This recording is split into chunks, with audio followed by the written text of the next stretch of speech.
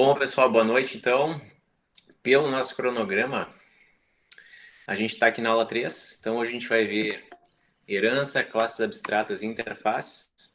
A gente vai entrar um pouquinho mais a fundo nas entranhas ali, nos conceitos de orientação a objetos. E depois a gente vai ver, na próxima aula, já vai para a parte de banco de dados. Então, a gente vai ver como é que a gente faz uma conexão via Java com um banco de dados MySQL. Na quinta semana, a gente vai ter uma avaliação. E a partir da quinta, depois da sexta em diante, a gente vai mudar para a parte de aplicação gráfica. Então, a gente vai começar a construir janelas mesmo. Então, hoje, antes de começar o conteúdo novo, eu quero mostrar rapidamente aqui para vocês uma possibilidade de gabarito, tá? Eu criei uma classe livro, conforme pedi. Tem que se lembrar de fazer isso se a gente vai gravar o objeto dentro de um arquivo binário. Se for trabalhar com texto, não precisa fazer isso, que a gente usa a string para gravar. Eu criei alguns atributos, todos privados, todos com getSet respectivo para cada atributo. Criei dois construtores, um que não recebe nada e o outro que recebe todos os atributos. É uma classe bem comum. E um toString só para criar uma representação textual do nosso objeto.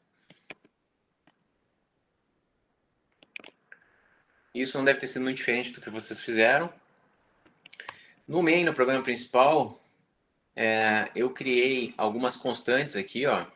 Então, sempre que a gente for criar uma constante em Java, por boa prática de programação, a gente cria ela toda em maiúscula, tá? O nome da constante.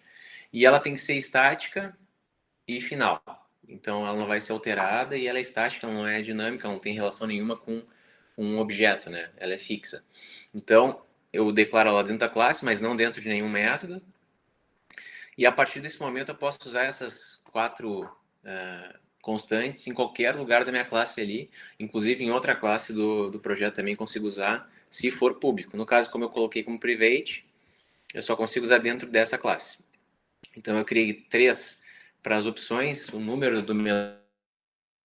Então ele pode escolher cadastrar um novo livro, mostrar os cadastrados ou sair. Então a vantagem de criar dessa forma é que se eu quiser ter uma opção a mais futuramente, basta eu criar uma nova, não preciso ficar modificando os números. É bem comum a gente pegar depois, criar uma nova opção, esquecer de alterar lá no código, então isso facilita bastante. E por último aqui o nome do meu arquivo binário. Então eu coloquei extensão bin, mas vocês não precisam colocar essa extensão bin aqui, não é obrigatório. E por fim eu criei um outro campo, um atributo constante, mas, quer dizer, estático, mas não final. Então ele pode ser modificado, porque ele é um objeto, então ele é dinâmico.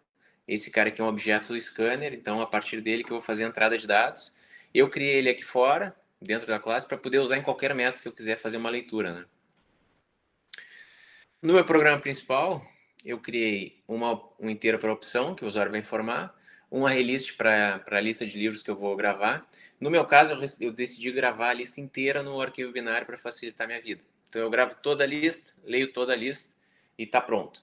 Eu posso gravar o objeto, livro, um por vez, mas isso me causa problemas depois na hora de ler.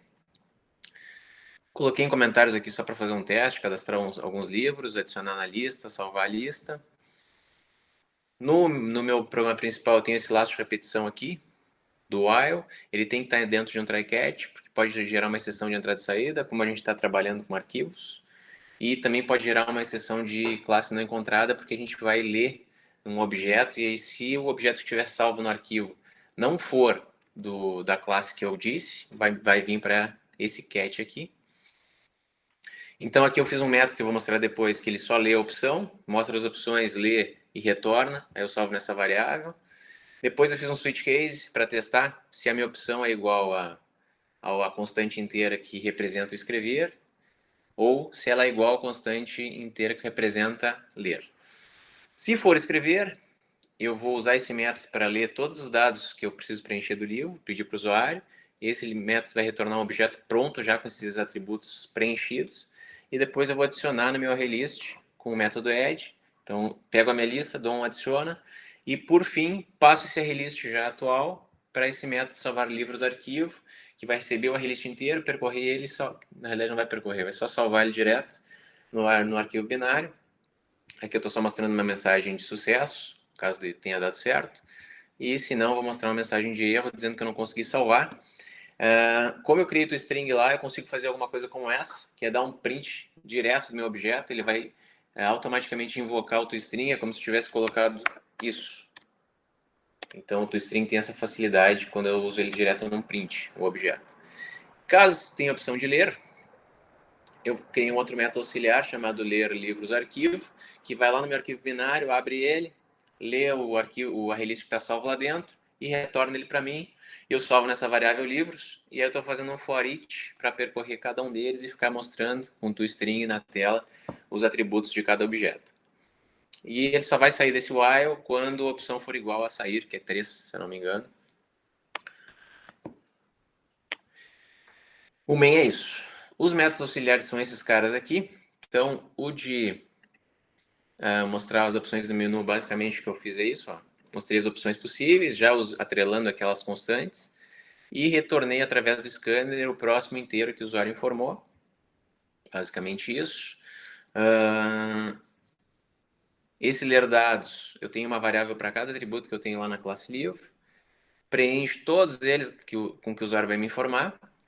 E no final, instancio o objeto livro e retorna esse objeto instanciado para quem chamou essa função ler dados livro. E essas duas funções auxiliares são para gravar o arquivo. Então, crio um file, vejo se ele não existe. Se ele não existe, eu já crio ele vazio. Abro ele para escrita, dou um write e write object e salvo já direto o nosso objeto com a array-list. Fecho o arquivo, está feito. Para ler, bem tranquilo também. Opa. Crio um array-list vazio aqui, internamente, uma variável local do método. Crio um objeto file, vejo se ele existe. Nesse caso eu não vou criar um novo, porque eu já estou lendo um arquivo que já existe. E instancio o objeto, object input stream para leitura. Faço a leitura, é aqui nesse trecho que pode dar aquela exceção de class not found exception. E aí, aqui eu vou retornar esse objeto para cá e vou retornar para quem chamou a função. E basicamente é isso. Se a gente rodar, vamos salvar uns livros aqui. Yes.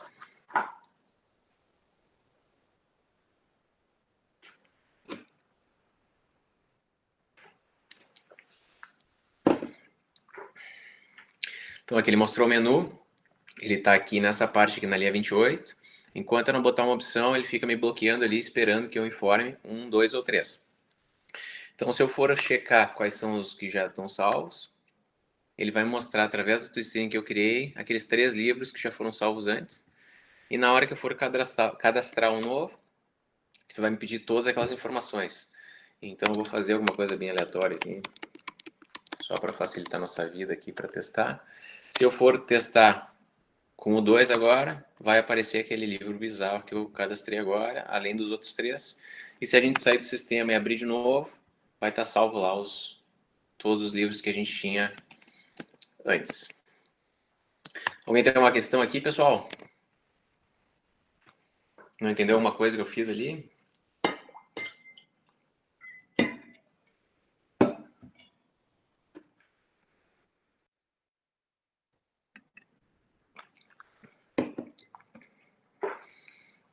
Nada?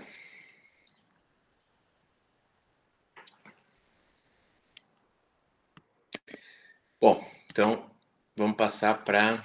Deixa eu criar um projetinho aqui para hoje.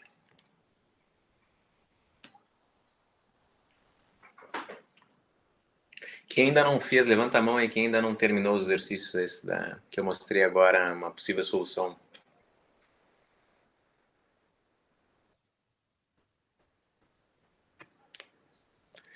João, não precisa fazer exatamente igual, tá? Tu e o Wagner não precisa fazer exatamente igual, nem o Vandoir.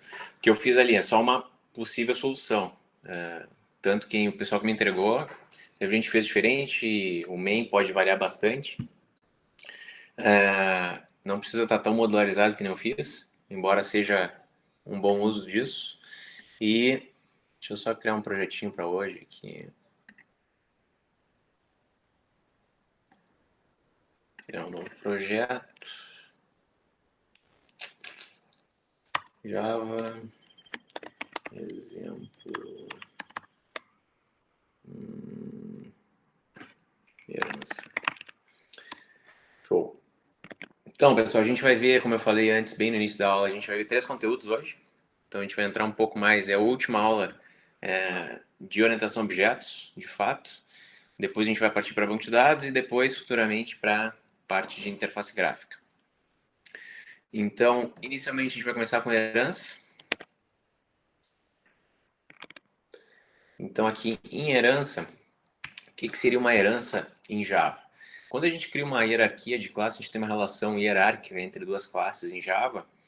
A gente tem uma relação entre uma superclasse, que é a classe mãe, que a gente chama, e a subclasse, que herda todos os atributos e métodos da superclasse. Então, essa é uma ideia para a gente reutilizar código, não repetir código tanto na superclasse quanto na subclasse, e ajudar futuramente para modificações, seja nas classes mais específicas, nas filhas, ou fazendo uma alteração na mãe que reflete já em todas as classes filhas. Uma classe que é filha, ela pode herdar tudo que a classe mãe tem, mas também pode fazer uma modificação nos métodos que vêm lá da classe mãe. Então, isso é chamado de especialização, o termo usado. E a gente pode ter uma superclasse indireta. O que significa isso? Quando uma classe é filha de uma outra classe, ela está estendendo a superclasse. Né? Agora, pode ser que essa superclasse estenda uma outra superclasse. Então, a relação entre filha e mãe da superclasse dela é uma relação de superclasse indireta que se chama. Mas isso é só questão de nomenclatura. Então, sempre que a gente cria qualquer classe em Java, automaticamente a gente já está numa hierarquia. Por quê? Em Java, o padrão é, eu crio uma classe qualquer, ela é filha indiretamente da classe Object. Essa classe Object representa qualquer objeto. Então, ela tem alguns métodos padrões, que já vem por padrão nela. Isso significa que quando a gente cria uma classe, por exemplo, vou criar uma classe qualquer aqui. Me deem uma ideia para uma classe. Vamos participar, pessoal. Pode ser no chat ali. Pode ser continuar no nosso sistema de livros e... Pode ser. Vamos pensar então. Vou criar uma classe para bibliotecário. Vamos fazer. Então, vou fazer aqui bibliotecário. O que a gente pode ter como atributo? Vamos botar alguns só. Private string nome. O que mais que o bibliotecário pode ter? Vamos dizer que a gente tem também um horário que ele trabalha, que a pessoa trabalha. Turno de trabalho. E vamos dizer que a gente tem um salário também. Então, float, salário. Show de bola. Então, a partir do momento que eu crio qualquer classe em Java, como essa classe bem simples que eu criei agora, a gente pode criar, vamos já fazer o getSet, getSalário, setSalário, getNome, setNome, getTurno e setTurno. Vocês não precisam se apavorar que ele começa a dar um monte de aviso. Acho que vocês não estão usando esses gets e sets, então vocês podem remover. Mas é de bom uso ter ali para que alguém que queira usar a classe depois possa fazer uso desses caras. Vamos criar também um construtor, então public bibliotecário. Vamos fazer que a gente tem um que recebe o nome somente. Então, nome recebe N. Vamos fazer um outro construtor que recebe o nome e também o salário. Então, o nome recebe N, salário recebe S. Show de bola. Então, tem duas opções quando for instanciar um objeto. Mas como eu vinha falando, sempre que eu crio qualquer classe, internamente já tem alguns métodos lá da classe Object. Então, significa que quando eu for, por exemplo, criar um método toString, existe essa anotação aqui, ó, @override. Por quê? Por que diabos está aqui na linha 6 ali que eu preciso colocar aquele @override ali? Isso significa que lá na classe Object já tem um método toString padrão. Só que o método toString da classe Object não é muito interessante, porque ele só mostra a classe da qual aquele objeto pertence, arroba e o endereço de memória. Então, para a gente não tem muita utilidade. Então, desse jeito aqui, a gente está reescrevendo o método toString. Está criando um método novo, com um novo comportamento, embora eles estejam a mesma assinatura que tem lá implementado na classe Object. E é por isso que precisa colocar essa anotação aqui, dizendo que eu estou override, eu estou sobrescrevendo o método toString e retornando essa representação textual do objeto. Isso é verdadeiro tanto para o toString quanto para os outros métodos que eu tenho na classe Object, como, por exemplo, o clone, que cria uma cópia daquele objeto, só que ele só cria uma cópia copiando os atributos. O equals, que é importante, que ele faz uma comparação entre entre o teu objeto e um outro objeto. Vamos fazer o equals dessa classe aqui. O equals, aqui a gente pode escolher o que a gente vai usar para diferenciar um de outro. Então, vamos dizer que a gente quer comparar o nome e o turno do trabalho. Show de bola. Para o nosso equals funcionar, a gente precisa também sobrescrever o método hashcode. Por quê?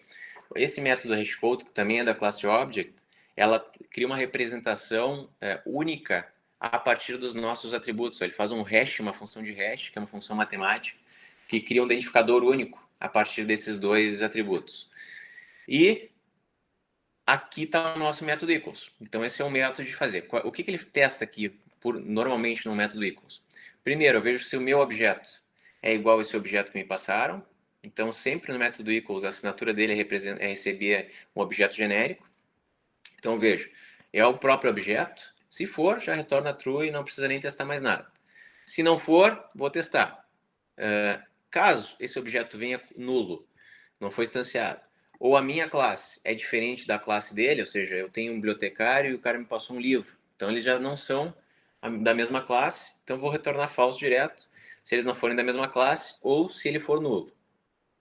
Se eu cheguei nessa linha 21 aqui, o método equals vai fazer o quê? Finalmente, eu vou pegar esse objeto que eu recebi e vou fazer um cast para bibliotecário, porque eu sei já que a gente está trabalhando com um objeto que não é nulo e é da minha classe.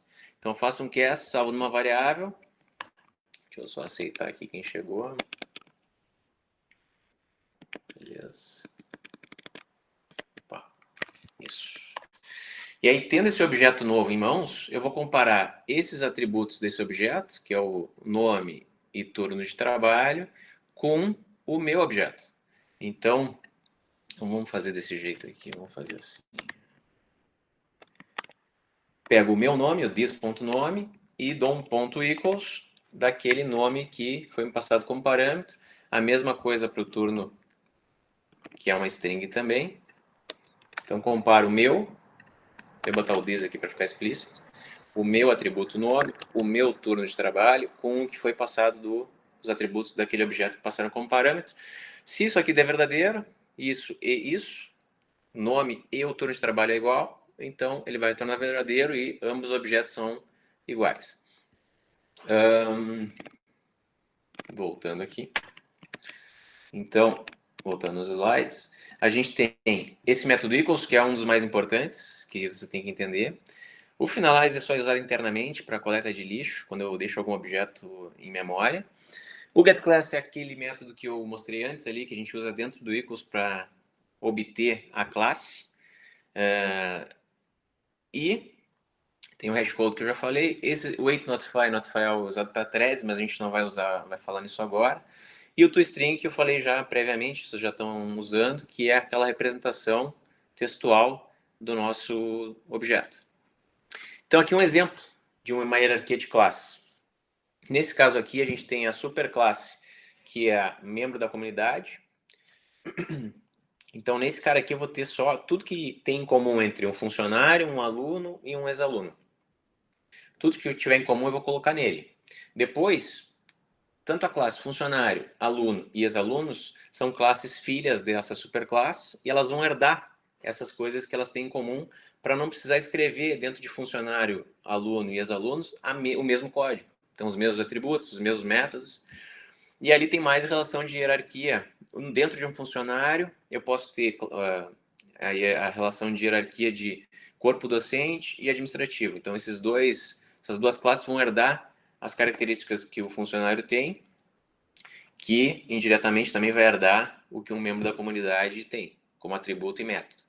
E ali mais abaixo, dentro de corpo docente, eu tenho a relação também de hierarquia de classe, de administrador e professor. Então, cada item nesse diagrama aqui, nessa hierarquia, é uma classe, é um arquivo dentro do...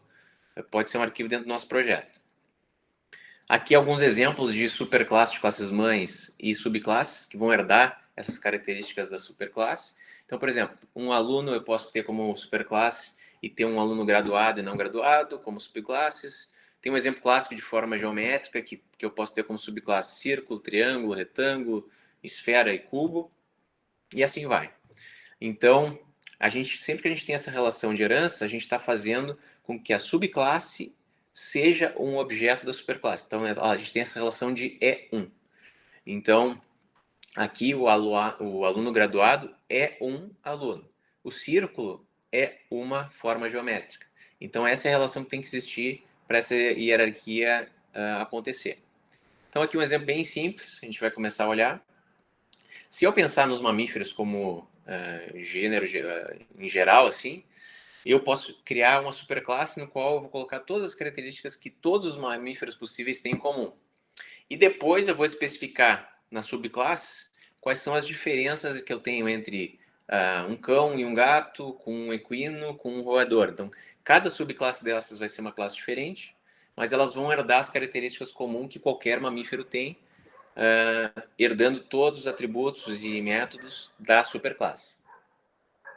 Então, olhando mais num diagrama mais parecido com ML, a gente teria aqui em cima a superclasse maior, que é animais, é mais geral, que ali eu vou ter nome, idade, peso, cor dos olhos, e todo animal come e dorme, então a gente tem esses dois métodos. Como subclasses de animais, eu tenho aves, mamíferos e répteis. Eles vão herdar aquelas características em comum, mas vão ter as suas características específicas. E dentro de mamíferos a gente vai ter aquele cães e gatos. E essas subclasses vão ter suas especificidades, como por exemplo, o cão vai poder latir, o gato vai poder miar. Então a gente tem diferenças nas subclasses, o que tem em comum na superclasse. A gente já vinha trabalhando com dois modificadores de acesso, o public e o private. Então, por exemplo, quando a gente cria aqui um método público, isso significa que esse método pode ser acessado por fora da minha classe. Quando eu crio algo como privado, dentro da minha classe eu consigo acessar, mas fora dela não. Existe um terceiro modificador, que é o protected. Ele só é usado dentro da relação de herança. Então, quando eu quiser que as subclasses que vão herdar as minhas características possam acessar os meus atributos, eu coloco os meus atributos como protegidos, como protected.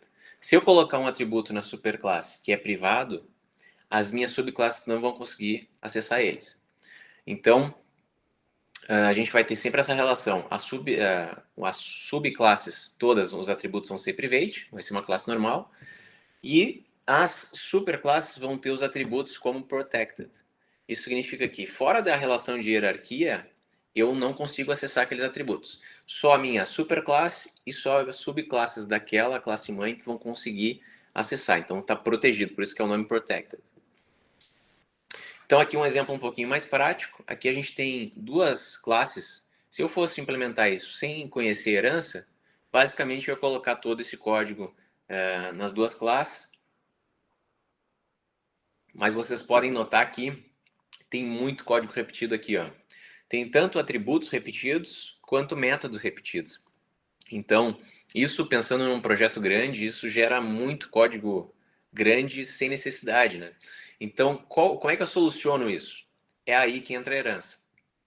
Então, eu vou pegar tudo que tem em comum entre eles, métodos e atributos, e vou, que é o que está em vermelho, e vou criar uma superclasse chamada pessoa, no qual eu vou colocar só o que eu tenho em comum, que é nome, endereço, bairro, CEP, cidade, estado, e aqueles métodos ali, ou seja, tanto pessoa física quanto pessoa jurídica, tem nome, tem endereço, tem bairro e assim por diante. Então a gente tem a superclasse, que é pessoa, e tem as subclasses, que é pessoa jurídica e física, no qual eu vou ter só as diferenças. Então, aí a gente tem a relação que pessoa jurídica é uma pessoa e pessoa física é uma pessoa. Aí está a nossa relação hierárquica de herança. Só para vocês terem um exemplo com a relist, eu fiz aquela relação ali de 1 para 0 ou 1 para n, que cada pessoa vai ter como atributo uma lista de contatos. Então a gente tem uma outra classezinha lá, contato, que não está na relação de herança, mas que eu vou criar uma relist com uma lista de todos os contatos daquela pessoa específica. Então aqui, primeiro vamos começar implementando pela classe contato, que é aquela separada da relação de herança.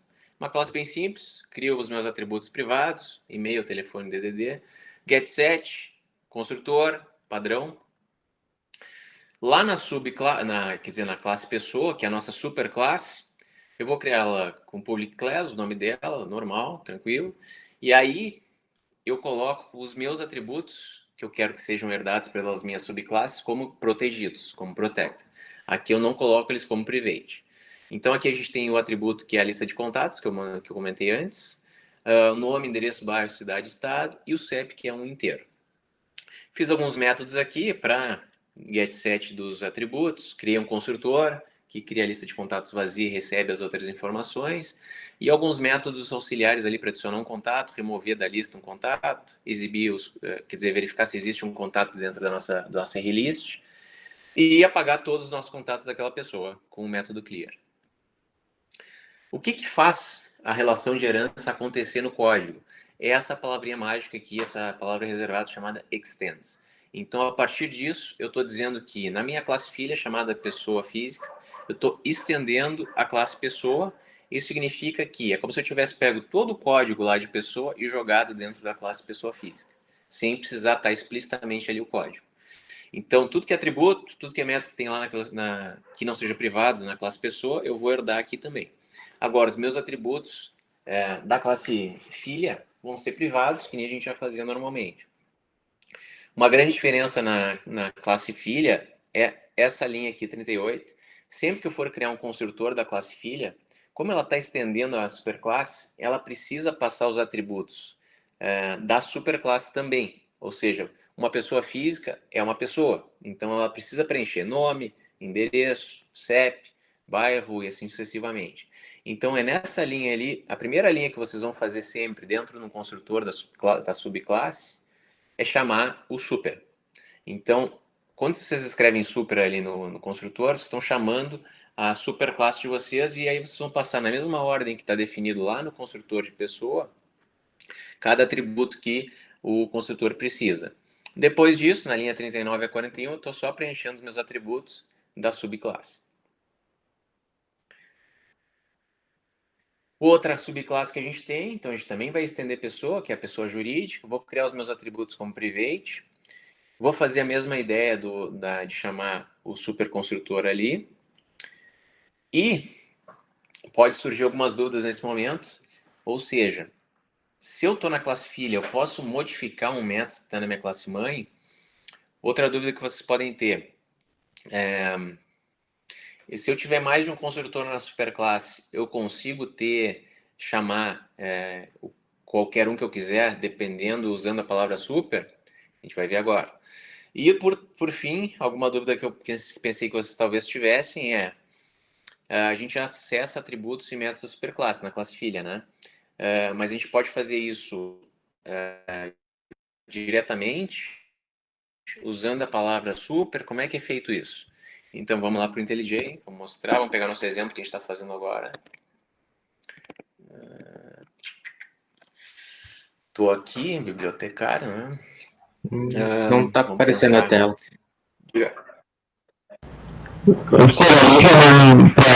Para pegar da superclasse ali, não seria só chamar, simplesmente chamar um atributo ou método? Teu microfone tá meio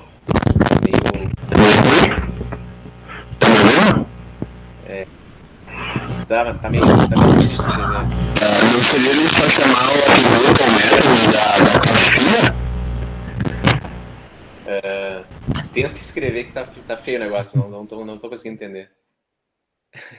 Tá muito alto o volume, parece, não sei. Escreve de repente tua dúvida ali, João, ou mexe no teu microfone, tá meio estranho o áudio dele.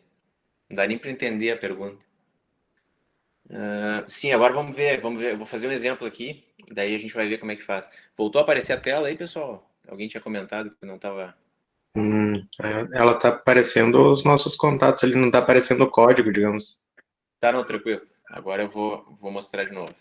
Então, aqui a gente está agora no bibliotecário lá, né? Então a gente pode ter, por exemplo, que hierarquia que a gente vai fazer com o bibliotecário? Vamos fazer o seguinte, vamos fazer uma classe mãe, que é funcionário, vamos fazer funcionário. Então, é a classe mãe, que é funcionário, né? Vamos ter uma classe filha bibliotecário, que vai se estender funcionário. Então, vamos deixar o nome para ele aqui. Só que eu não coloco ele como private, coloco como protected. Depois a gente modifica o código aqui. Vamos deixar o salário para lá também. Então, vou gerar um monte de erro no meu código aqui. Protected também. Show. Vamos copiar os getsets que tem aqui, só para a gente não perder tempo. Vamos tirar esses construtores agora aqui por enquanto. Getset, que agora pertence a outra classe. Show de bola. E até aqui por enquanto tudo bem. Depois a gente mexe nesses caras aqui. Aqui eu preciso dizer que a minha subclasse estende funcionário. Então, por enquanto aqui está tudo certo. A gente criou o getSet. Vamos criar o construtor aqui de funcionário. Então, public funcionário. O que eu preciso receber aqui? O nome e o salário.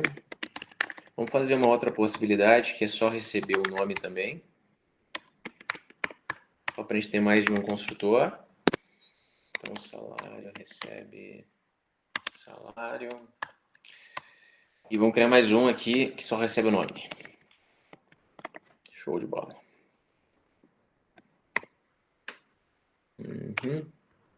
Beleza. O que ele está surtando? Acho que é do outro código ainda. Tá. Então aqui tudo bem. A superclasse vai ser bem parecido com o que vocês já faziam. A única diferença maior é o protected. Então os atributos vão ser protegidos. Vamos criar um toString aqui também para ele. Nome e salário.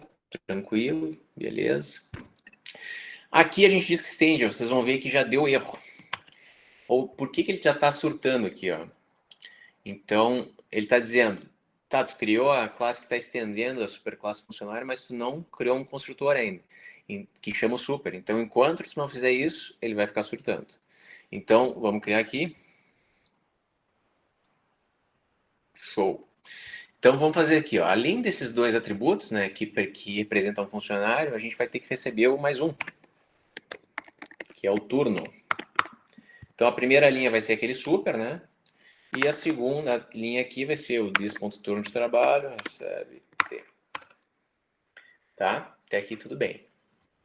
Se a gente quiser fazer um outro construtor, que usa o outro construtor que a gente tinha antes, outra possibilidade, a gente pode também. Ou seja, eu posso fazer um aqui que só recebe o nome e o turno.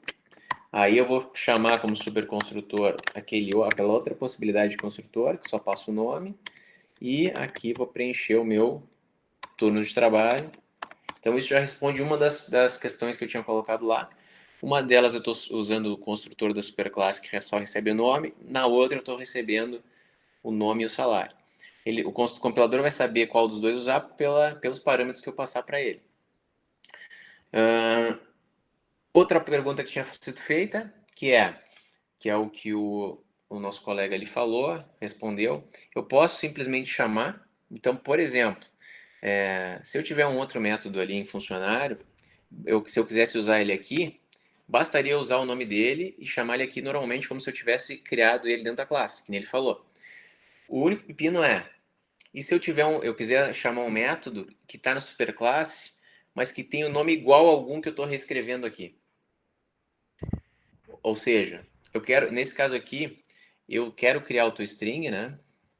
Mas para o bibliotecário funcionar, na prática, eu posso acessar os atributos, que nem eu fiz agora, mas o único atributo que eu tenho na subclasse é o turno do trabalho, né?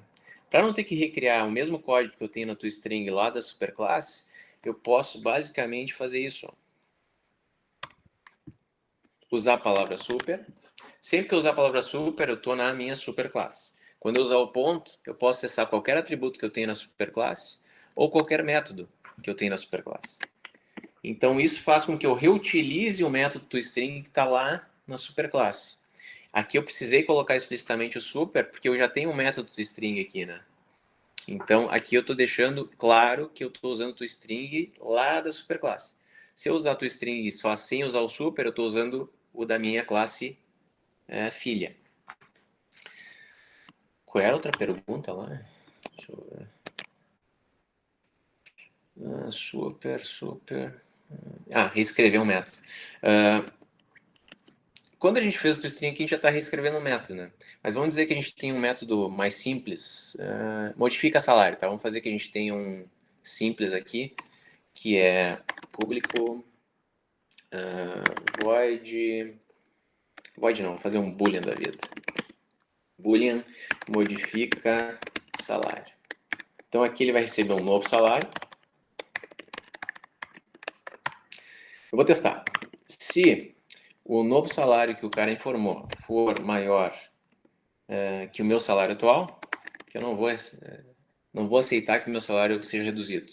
Então, se for maior, eu pego o meu salário atual e substituo ele pelo novo salário. E se eu entrei aqui dentro, retorno verdadeiro. Consegui modificar o salário. Caso contrário, não aceito, continuo com o meu salário e retorno falso. Então, esse é um método que está na nossa superclasse, né? Se eu quiser fazer uma alteração no jeito que o comportamento desse método é realizado a partir de um objeto dessa classe filha aqui, basta que eu crie novamente o método com a mesma assinatura. Surtou total, beleza. Só que, como eu estou reescrevendo um método, eu preciso colocar explicitamente que eu estou dando um override naquele método que tinha lá na minha superclasse. Então, eu posso reescrever qualquer método que está na superclasse. Aí, o que acontece? Vamos dizer que eu surtei e o bibliotecário não aceita. Quer morrer com o mesmo salário. Então, o que acontece? Quando eu tiver um objeto funcionário em mãos e chamar o modifica salário, ele vai ter esse comportamento. Quando eu tiver um objeto bibliotecário em mãos e chamar modifica salário, ele vai ter esse outro comportamento aqui. Então, esse é o jeito que a gente pode usar para reescrever um método que está lá na minha superclasse, lá na minha subclasse. Dúvidas aqui, pessoal, por enquanto?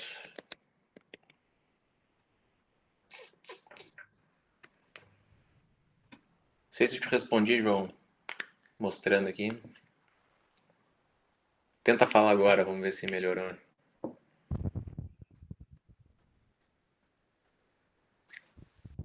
Estão me ouvindo? Agora tá sim. ouvindo? Agora sim, beleza. Agora pode falar quando quiser. Não sei o que estava acontecendo antes. Show. Então agora para segunda parte da nossa aula, eu separei em 3 aqui o material. A gente pode ter também nessa relação de hierarquia uma superclasse que está lá só para agrupar os atributos e os métodos que a subclasse tem em comum. Mas eu nunca vou instanciar um objeto daquela classe. Quando isso acontecer, eu vou criar uma classe mãe abstrata. Então, as classes abstratas, elas são, por natureza, incompletas. O que significa isso?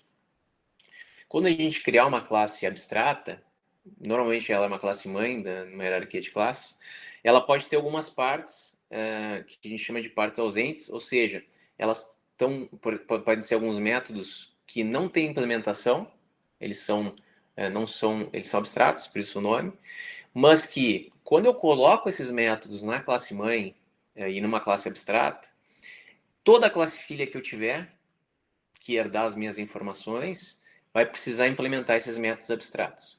Então, eu estou criando uma espécie de contrato, que toda classe que for estender a minha classe mãe vai precisar implementar aqueles métodos, a forma como ele vai implementar, aí cada subclasse pode fazer do jeito que quiser. Então, para declarar um método abstrato dentro de uma classe abstrata, basta eu colocar a palavra reservada abstract antes do tipo de retorno, e entre o modificador de acesso e o tipo de retorno, e eu vou dar um ponto e vírgula depois que eu terminar de declarar os meus parâmetros de entrada. Então, ele não vai ter implementação. Ele vai se transformar em um método concreto nas subclasses. Então, aqui a gente vai modificar a classe que a gente tinha, essa hierarquia de classes que a gente tinha aqui, e transformar a classe pessoa em uma classe abstrata. Por quê? Eu nunca vou ter um objeto pessoa só. Ou ele vai ser físico, ou vai ser jurídico. O que precisa ser feito para definir que uma classe é abstrata? Basta colocar na declaração da classe que ela é, com essa palavra reservada abstract, entre o public e o class, que ela é uma classe que não vai ser instanciada, ela é abstrata. E a partir desse momento, eu posso criar métodos abstratos. Antes disso, eu não posso fazer isso. Então, como eu falei antes, eu criei um método aqui abstrato, que não retorna nada, é void, e que se chama mostra contatos e não recebe nenhum parâmetro como entrada. Então, toda classe que estende pessoa, pessoa física, pessoa jurídica, precisa implementar esse método aqui, mostra contatos. Aqui, na pessoa física, estou estendendo pessoa, que nem eu fazia antes, e estou implementando, por isso a notação override, estou reescrevendo o método mostra contatos, que não tinha implementação, percorrendo lá os contatos e só dando um print chamando o toString do contato. Já na pessoa jurídica, vou estender da mesma forma, mas aí vou usar uma representação diferente na hora de mostrar os contatos. Então, aqui eu fiz uma formatação diferente, em vez de usar o toString que tem lá na classe contato.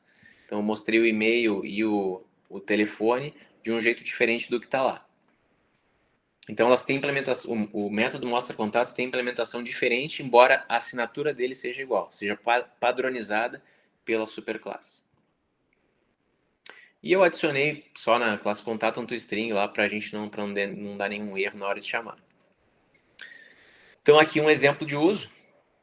Tem um programa principal, né? Eu criei dois objetos, pessoa, ou seja, aí você vai me dizer, tá, mas tu vai declarar que é do tipo pessoa, mas a gente não pode instanciar uma classe abstrata. Mas a vantagem de eu declarar assim é que eu posso declarar objetos da minha superclasse e depois na hora de instanciar eu posso diferenciar e chamar o construtor da subclasse que eu quiser.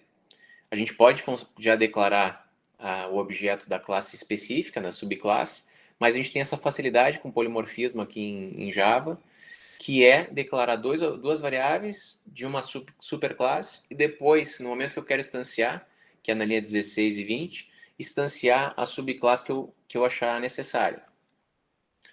E como elas são da classe pessoa, ambas têm aquele método mostra contatos.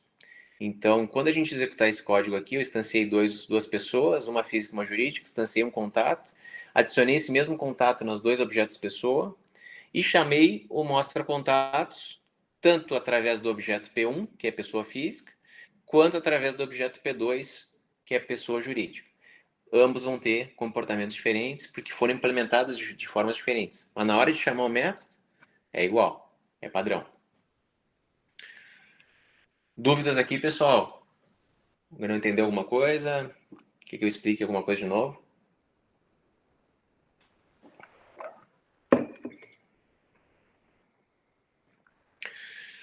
Bom, e por fim, a terceira parte são as interfaces. Então, se eu não quiser fazer aquela relação de herança, não faz sentido no meu código, tá? e eu quiser fazer uma padronização de métodos, ou seja, mais de uma classe vai ter que implementar os métodos que eu quero daquele jeito, com aquela assinatura, eu posso criar uma interface, porque as duas classes que eu vou implementar não estão na relação de herança, então eu não vou fazer aquela ideia de classe abstrata. Eu posso criar um arquivo específico, que não é uma classe, é uma interface. Esse nome interface não tem nada a ver com interface gráfica, que a gente vai ver depois na disciplina. E, basicamente, mesmo aquela ideia de contrato, ou seja, eu vou criar a formatação ali, o jeito quais são os métodos que têm que ser implementados, todos abstratos, e depois as classes que implementarem essa interface vão ter que implementar daquele jeito os métodos, sendo que a implementação interna pode variar de uma classe para outra. Então, em Java, a gente já tem uma série de interfaces que já vem por padrão. Nesse link ali tem a grande maioria delas. Uma a gente já usou, que é o Serializable. Para quem usou, gravou o arquivo binário ali em Java, naquele último exercício, tem que usar o Implement Serializable. Então, ela é uma das interfaces que a gente tem que usar quando quer gravar um objeto num arquivo binário. Tem a Incomparable, que é bem útil também para fazer comparações do nosso objeto com outros. O Runnable, que é para threads. Futuramente a gente vai ver alguma coisa. Como é que a gente declara uma interface? Ela é representada por Public Interface, e aí o nome da minha interface. Ela vai começar com as chaves e terminar com as chaves, que tem uma classe. Dentro dela eu posso declarar alguns campos, que nem o hello ali, aquela string, e métodos que não são implementados. Aqui, como a gente só vai ter métodos não implementados, abstratos, eu não coloco o abstract. Já está implícito que estou dentro da interface, ele é abstrato. Então, ali, depois, eu posso usar esses campos, o hello ali, na forma que eu quiser, como se fosse um atributo estático.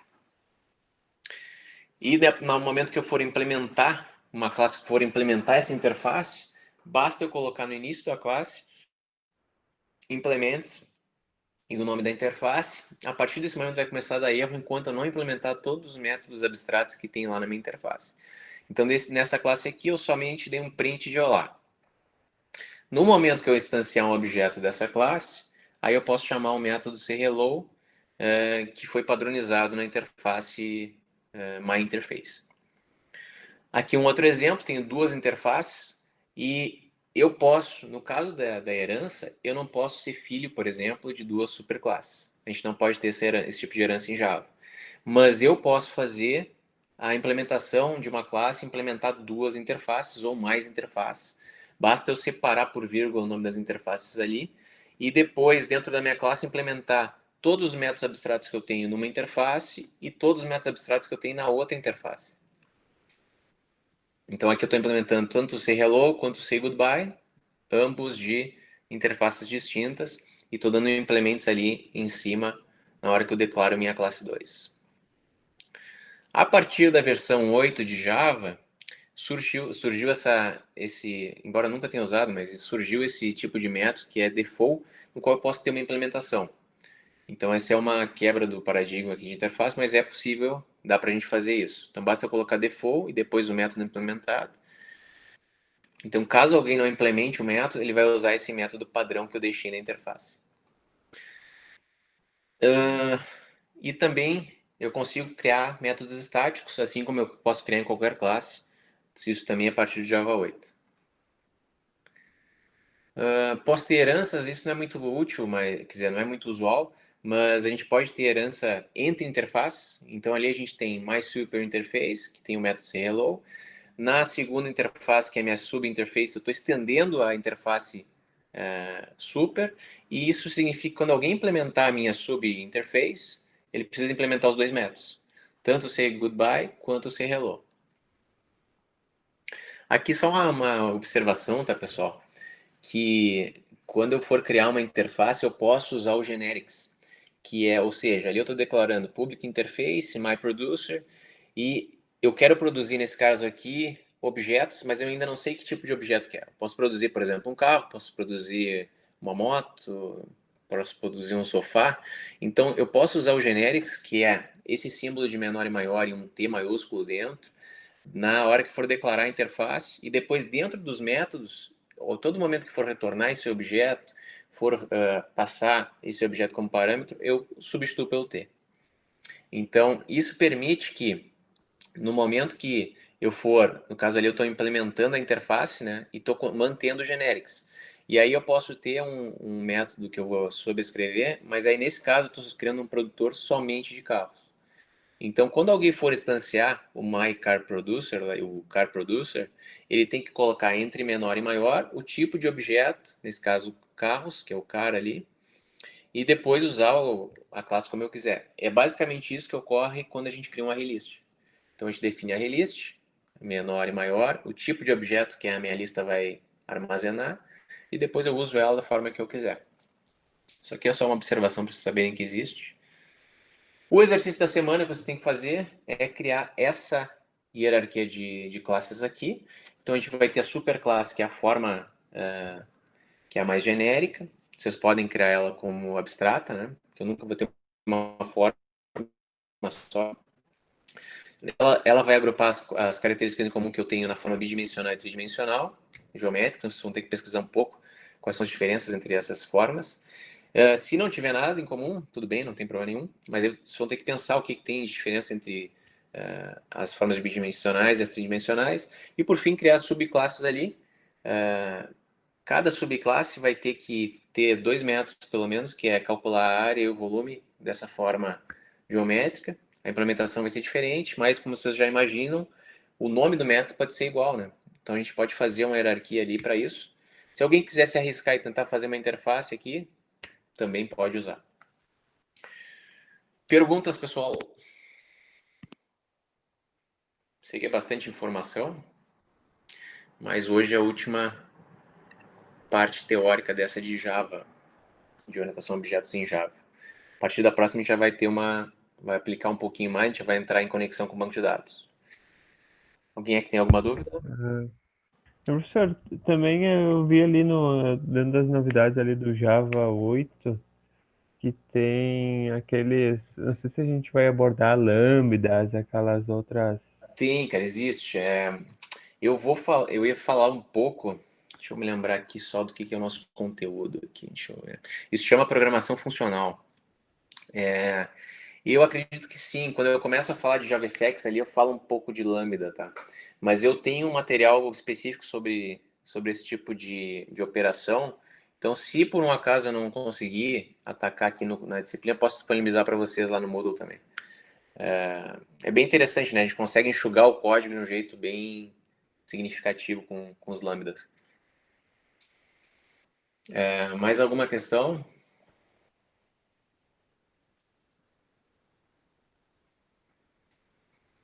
Só para finalizar aqui, deixa eu ver aqui só o nosso plano. Desenvolvimento, isso aí. Então, só para mostrar para vocês aqui, a gente tem, só para a gente não se perder, a gente tem aqui essas atividades que a gente está fazendo, né? A gente teve a atividade 2, que estão fazendo agora. Vai ter essa aqui agora, que é a que eu passei da atividade 3.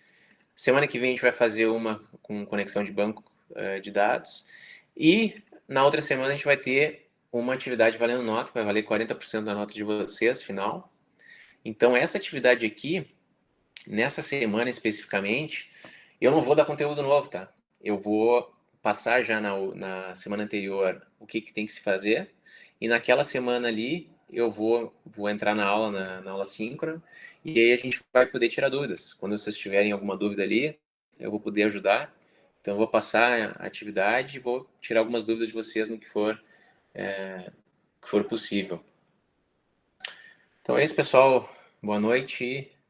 Se alguém que tiver dúvidas da tarefa que termina hoje, pode permanecer na aula aí que eu tento ajudar. O restante está liberado.